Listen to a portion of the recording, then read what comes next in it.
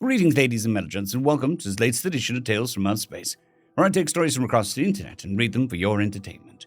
This particular story is called I Volunteer, written by Teller of Tall Tales. Commander Leandra gazed out of the main viewport of the Retaliation. Twinkling lights in the void of space were her only visual indication of the forces they were up against, and, judging by the fact it looked like the night sky back on Earth, there were far too many for her ship to handle alone.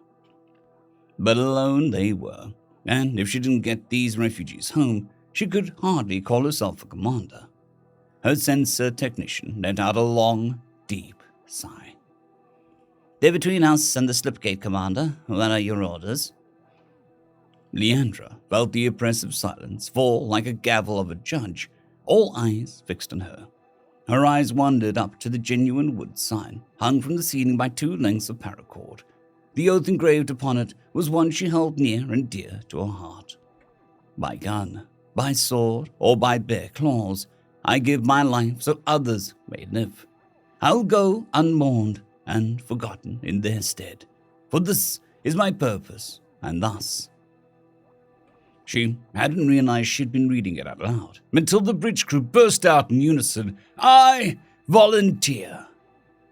To say the unanimous shout vibrated the deck plates would have been an understatement. It felt as if the entire ship shuddered in response to the will of its crew. The shout was carried up and down the ship, carried on by voices of young and old, frail and strong. From the bridge to the brig, the shout could be heard at cacophonous volumes. Commander Leandra took a deep breath and asked, "Simeon, estimated hostiles?" "Ma'am, scanners indicate a ballpark in the tens of thousands. Most are border/fighter craft, but the rest are hulks." Leandra's mouth turned down in a frown.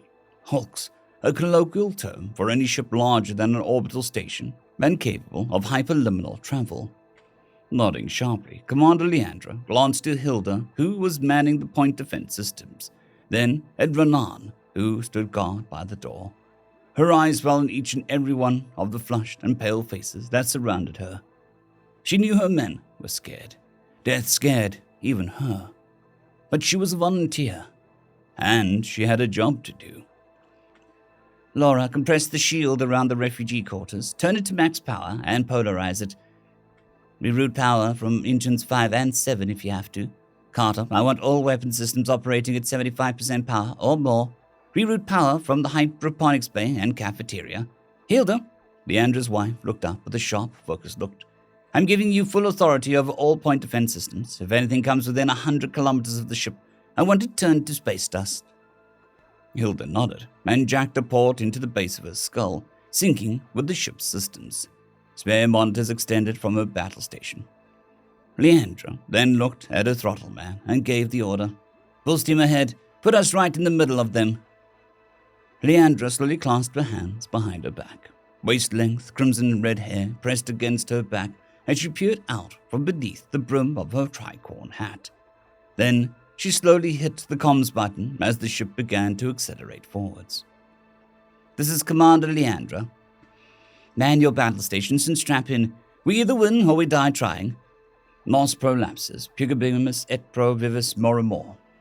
The ship began to vibrate as all 300,000 of her crew rushed to their battle stations. Old hymns were being sung like war cries as all cannons came online at the same time, 1,000 in total. Leandra picked up a few of the more passionate lyrics and recognized their respective hymns. From the halls of Montezuma, the Battle Hymn of the Republic, Union Dixie, and countless others were sung side by side, making the very ship itself seem as though it was singing. The first of the Geknosian laser pulses slammed into the Retaliation, heat sensors chirping, as the sensor arrays was heated to an uncomfortable temperature by the pulses. A burst of kinetic flechettes slammed into the viewport, and Leandra hit the shutters. Big metal plates slamming down and sealing off the transparent steel viewport against damage. The ship would shudder every time the cannon battery fired. 100 guns going off at once. Temporifs opening up just outside the muzzle of then collapsing behind the slug to accelerate it even farther. She glanced at Hilda's screens, watching as her wife expertly lays down 2 Gegnosian boarding craft as they enter the 300-meter kill range of the point defense systems. A missile impacted against the hull somewhere along the main body of the ship, almost throwing Leandra to the ground as she stabilized herself against the console. Her throttleman had sweat beading on his forehead as he held the throttle at its maximum, the ship's auto-stabilization fighting him every step of the way. "Damage report," she called out urgently. "All systems functioning, Commander. They were aiming for the refugees. The shield took it, but we can't take another missile in that spot until the section's generator restarts." "ETA," she commanded, her throttleman crying out, "T-minus 10 minutes until gateway crossing." Leandra slammed a few buttons, initiating a manual restart of the powered-down shield generator. Activating the sensor array's supercooling, she shouted into the intercom, "All guns, focus on the hulks. Hilda, aim for the fighters and missiles." "Aye, aye, Lee." The ship was rocked yet again by another missile, but this time an alarm began to bear. "Status." Her engineer surfed through the diagrams, locating the affected area and pailing. "They got the main shield generator. All shields are down and not responding. They're aiming for the goddamn refugees on purpose." Leandra's blood went cold as Hilda let out a scream of rage and elation as she lays down dozens of fighters. But a glance at the sensor tech screen showed that they were surrounded. 3 sharp pulses of light and another alarm blared as her sensor tech exclaimed, "Fuck shit! They got the main array, switching to tertiary systems, but we're practically goddamn blind." Leandra cursed as she was forced to open the shutters for visual acquisition. Silver and purple knife-like ships flashed across the viewport, some detonating as bright pulses of light focused on their engines. A ringing filled Leandra's ears as she watched the ship purposely slam into a point defense turret, ripping it completely off the teeth of the spinal gun. Slowly, she closed her eyes, folded her hands in prayer for the first time since she was but a little girl. "I do not know if you can hear me, but please, if you can, Lady Liberty, take pity on the souls that we watch over, and see that they are guided to safe pastures, whether or not we shepherds make it. Amen." Leandra opened her eyes, letting out a slow breath as the supernatural calm fell over her. An alarm stopped blaring, and her engineer shout, "Shields are back up and working at 110% efficiency, Captain. It's a miracle." Leandra pointed at him and shouted, "Keep the refugees safe. That is mission priority number 1. Aye, aye, Captain." Leandra turned her head to look at the viewport. Just as Hilda was jumping from her chair, Leandra froze as she saw the Gegnosian boarding craft spearing right towards the compromised transparent steel viewport. It happened so fast. Hilda screamed something and leapt over the console, shoving Leandra back where Rannan grabbed the back of her uniform. The pointed tip of a Gegnosian fighter crumpled the transparent steel, only making it roughly a quarter of its length in before the pressurized air in the bridge shoved it back out into space alongside with anything not strapped down, which included Hilda.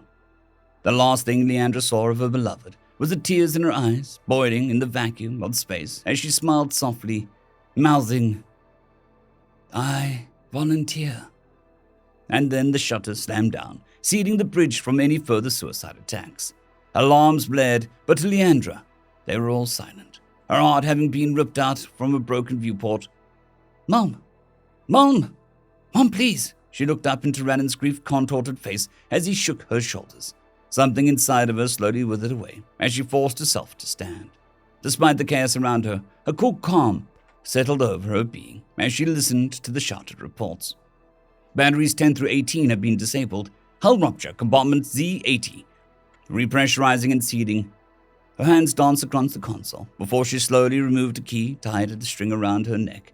The key slot popped out from the console and she inserted the key, twisting it a quarter turn to the right and then back around to the left and then back to the start. The entire ship thrummed and began to slowly rotate in a spherical motion, slamming its bulky mass into the fighters surrounding it like a colossal battering ram. The bridge had gone silent as the lights dimmed and a smooth mechanical voice inquired, "Voice authorization."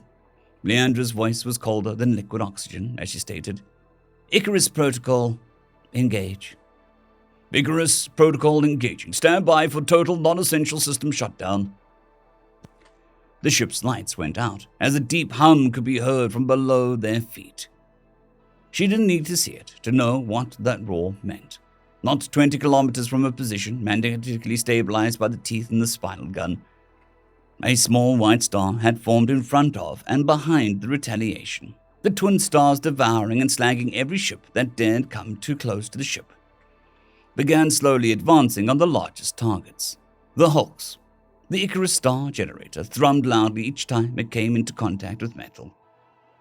The small sun slagged and instantly decommissioned any vessels they passed within 100 kilometers. The only reason it didn't affect the retaliation was that all the shield power was being focused on repelling the heat away from the main vessel.